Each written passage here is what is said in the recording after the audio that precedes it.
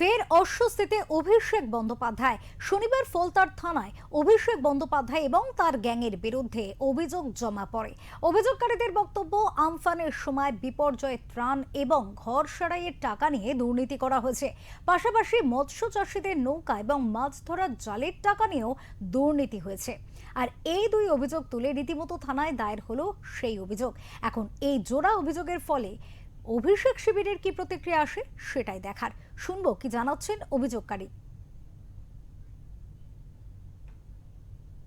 আমফানের সময় আমফানের যে ঝড়টা হয়েছিল সেই ঝড়েতে প্রচুর পরিমাণে টাকা অ্যালটমেন্ট হয়েছিল। সেন্ট্রাল গভর্নমেন্টের প্রায় 3,500 কোটি টাকা এবং স্টেট গভর্নমেন্টের প্রায় 6,500 কোটি টাকা। এই যে 10,000 কোটি টাকাটা কোথায় গেল, এটা নিয়ে আমি ইনভেস্টিগেশন শুরু করেছিলাম।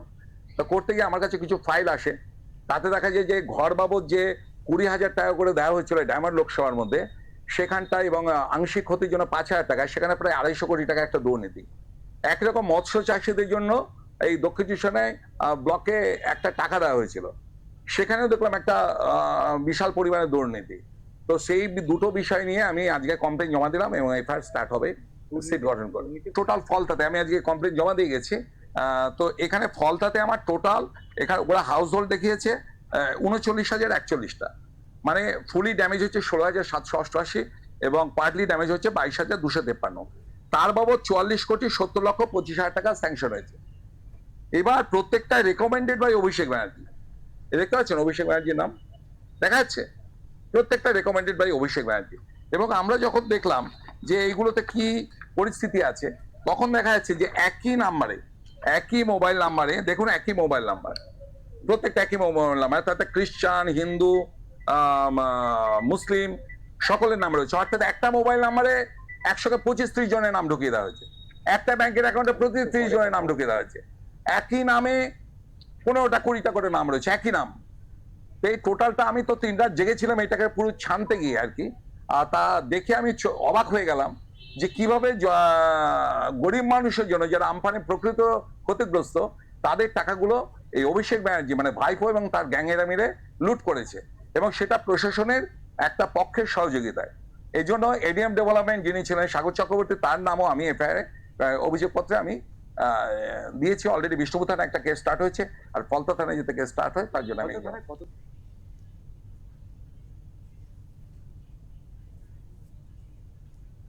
এ বিষয়ে কথা বলে নেব। আমাদের সাথে রয়েছেন আমাদের প্রতিনিধি সঞ্জয় মাঝি। কথা বলবো সঞ্জয়ের সাথে।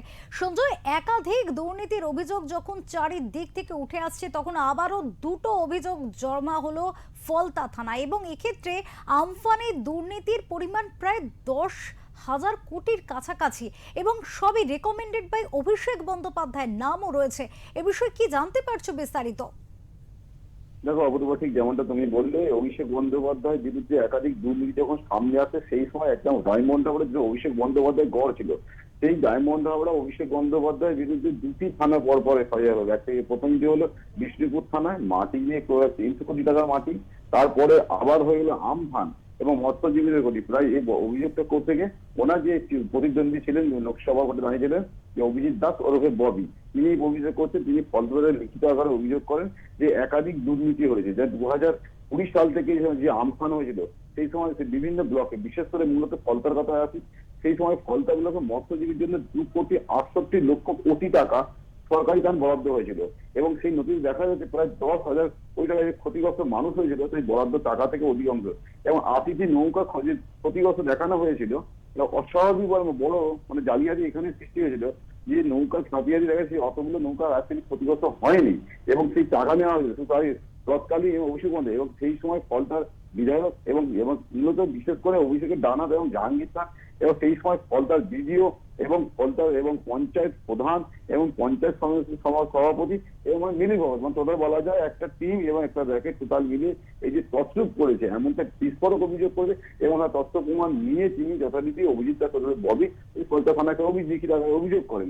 এই অভিযোগ ভিত্তিতে পরবর্তীকালে তদন্ত শুরু হবে। অপরূপা, একেবারে এক্ষেত্রে সঞ্জয়, যেমনটা জানা যাচ্ছে যে তিনি পুরো ধরে দেখিয়ে দিচ্ছেন যে একটা ফোন নাম্বার, অথচ প্রায় 25-30 জনের নাম, ওই একই ফোন নাম্বার এবং একই অ্যাকাউন্টে টাকা ঢুকছে। স্বাভাবিকভাবে প্রশাসনের ভূমিকা তাহলে তখন এই বিষয়গুলো নিয়ে কোনো রকম ঝাড়াই বাছাই পর্ব কেন হয়নি? তো এই বিষয়টা নিয়ে প্রশাসনের কোনো বক্তব্য পাচ্ছ কি? একদম একদম তখনকার সময় এখন দেখা যায় তৃণমূল সে সরকার ছিলেন, মুখ্যমন্ত্রী প্রাক্তন, এই তৃণমূল সরকার সেই সময় একদম হাতে তালুতে ছিলেন অভিষেক বন্দ্যোপাধ্যায়। তাকে এমনি দলের সাধারণ সম্পাদক ছিলেন, তারপরে তিনি দলের একদম অন্যতম শ্রমিক বলা যায়। এবার ডায়মন্ড হাওড়া দেখা গেছে কোনো পদক্ষেপের ব্যাপারে রাজ্যে যিনি প্রাক্তন মুখ্যমন্ত্রী মমতা বন্দ্যোপাধ্যায় তারও অধিকার ছিল না হস্তক্ষেপ করার। এমন মানে অভিষেক বন্দ্যোপাধ্যায় ক্ষমতায়ন এতটাই ছিল যে ডায়মন্ড হাওড়া দিয়ে যদি একটা চিলে উড়ে যেত সেটা অভিষেক বন্দ্যোপাধ্যায়ের অনুমতি ছাড়া হতো না। সেই সময় থেকে যে দুর্নীতি, এবার আমফানে যে সরকারি কেন্দ্র সরকার থেকে যে টাকা বাড়ানো হয়েছে, এবার স্বাভাবিক, কারণ এখানে আমাদের বুঝতে হবে তার অনুগামী অর্থাৎ তার টার্গেট বা তার গ্যাং এ যারা থাকে তাদের অ্যাকাউন্টে টাকাটা যাবে, মূলত তাদের অ্যাকাউন্টে টাকাটা না গেলে সেভাবে টাকাটা কি করে জালিয়াতি করা যাবে অন্য অ্যাকাউন্টে। একাধিক অ্যাকাউন্ট, শুধু ডায়মন্ড হাওড়া আজকে উঠে এসেছে, ফলতা উঠে এসেছে, বিষ্ণুপুর উঠে এসেছে। এর সঙ্গে তোমাকে প্রসঙ্গে আমি বলে রাখি, বজবজও 1 নম্বর ব্লক ছাড়া বজবজ 2 নম্বর ব্লকে আগামী দিন, যেমন গতকাল আমাদের সঙ্গে ববিদাই যেমন এই বিষয়ে কথা বলছে, তিনি বলেছিলেন বজবজ 1 নম্বর ব্লকে একাধিক দুর্নীতি আছে।